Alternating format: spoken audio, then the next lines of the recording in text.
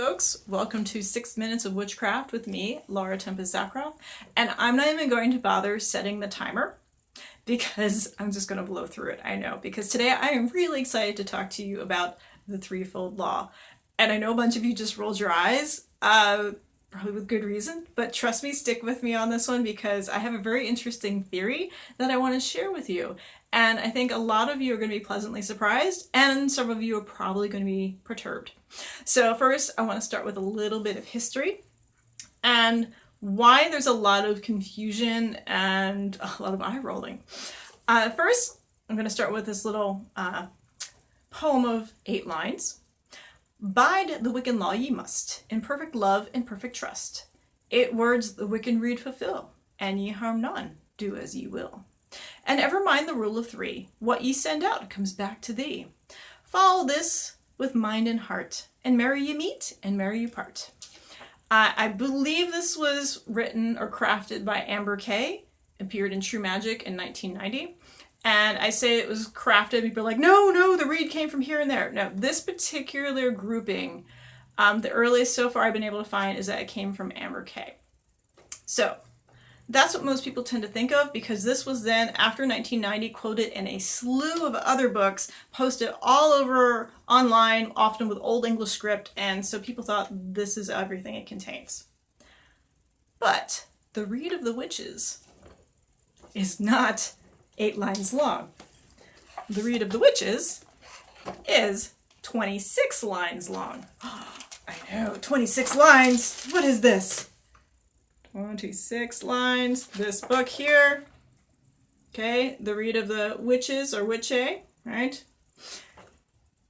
Fantastic book. So I believe it was 1975 when Lady Gwen shared her family version in Green Egg.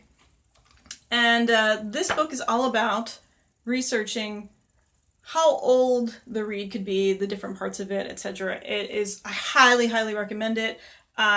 You can get it through the Witch's Almanac.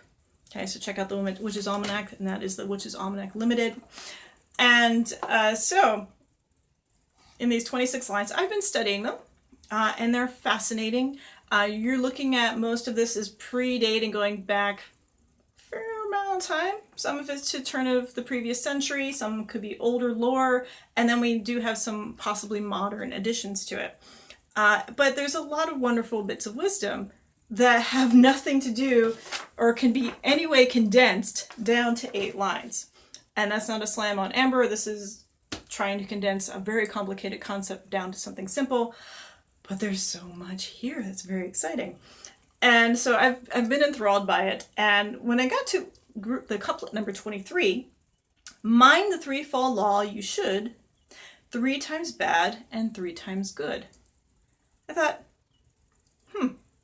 that's interesting, because every other version I've ever heard of it calls it the law of return. It's the mind the law of 3, ye must, all of that, and talks about things coming back to you. And you're like, but it says 3 times bad and 3 times good. Yes, well, the question I asked was, does any of the other material related to this mention what the threefold law is? And the question is no. There are threefold concepts of looking at deity, of looking at different aspects of magic, many different things, and there are many different traditions out there that talk about many threefold concepts, such as looking at the body, mind, and spirit. All of those, we could go on for a separate episode on that. But I thought, okay, what does the author mean by the threefold law? And what is 3 times bad and 3 times good? So, before we get there, how do we get the law of return?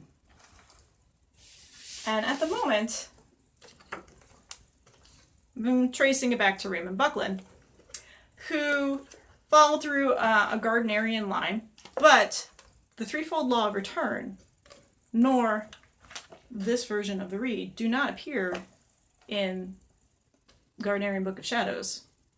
There are several versions that are available, and one's compared to research in here. Yes, I know that Gerald Gardner wrote about something similar in High Magic's Aid, in the fictional book. There's also reference to something similar in the Second Degree Initiation. But if you look at the context, if someone is rising to be a priest or a priestess, then understanding that your actions within the circle can affect the other people around you is an important thing to understand as a priest or priestess. And so there's that concept, but it doesn't really lay it out as if you do something good, it'll come back to you 3 times good. And if you do something bad, it'll come back to you 3 times bad. Rather, let's look at the symbolism here. There's threefold concepts, as I said earlier: mind, body, and spirit. And there's also, when we do any working of magic, there are positive and negative consequences or results. So, as I've mentioned before, you can do a healing spell, you might have to kill bacteria, right? But you're saving the life of that person. We are balancing what we consider negative and positive results, right? We're doing for what we consider the greater good. But what the greater good is dependent on your particular point of view, right? What you're seeing in your situation.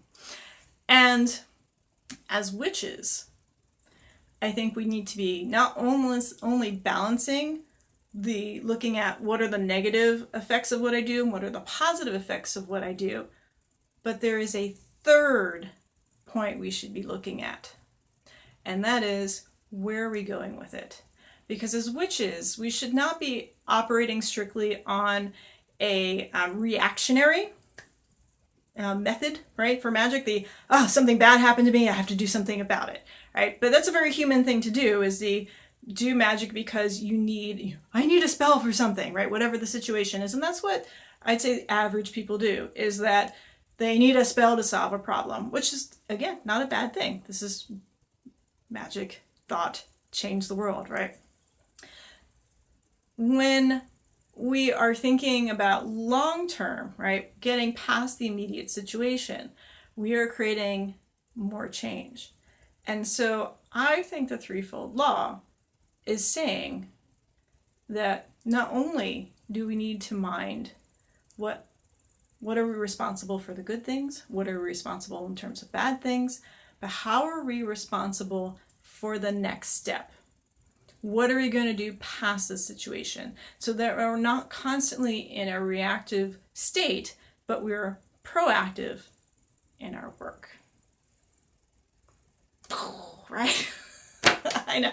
I outdork myself on this. And I am going to do this a lot more detail in my next book that I'm working on right now. So there's going to be a lot more citations and why I think this that I cannot cover just in a short video. But think about that. Let's stop looking at, if you're like, I didn't even follow the threefold law of return. I know, because again, threefold law of return, it's fairly new, right? Fairly new concept, very American concept, okay? Another thing Doreen Valiente pretty much said was, that had to come from America because it didn't come from the UK.